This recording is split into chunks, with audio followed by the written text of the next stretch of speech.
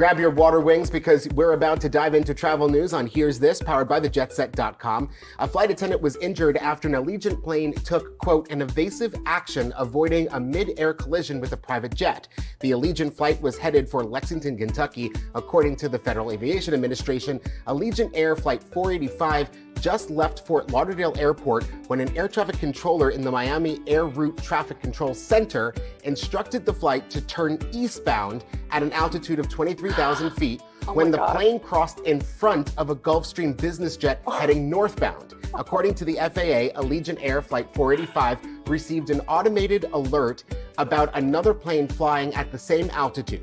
The pilot of the Gulfstream's business jet also made an evasive action after getting a similar automated alert. The Allegiant flight returned to Fort Lauderdale after a flight attendant was injured in the incident. Fortunately, the FAA did not report any injured passengers.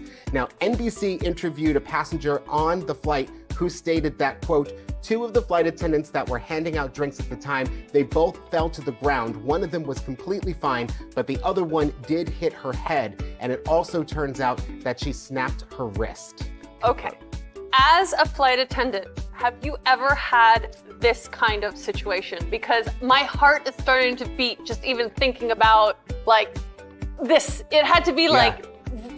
So like I've always known that system exists where like it alerts the flight deck if two planes are headed toward each other. One's always supposed to climb while the other one's always supposed to dive and turn opposite ways.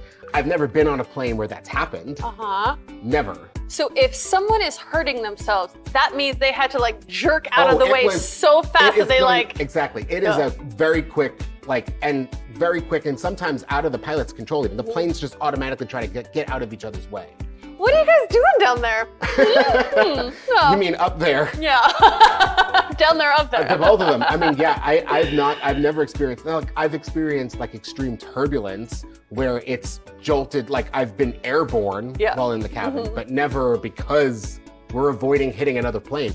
You know, we had all of these stories like a couple months ago about planes almost hitting each other on the runway. This is the first time we're hearing about it now happening up there. This makes my heart start beating. You know how I love to fly, but like another fear active.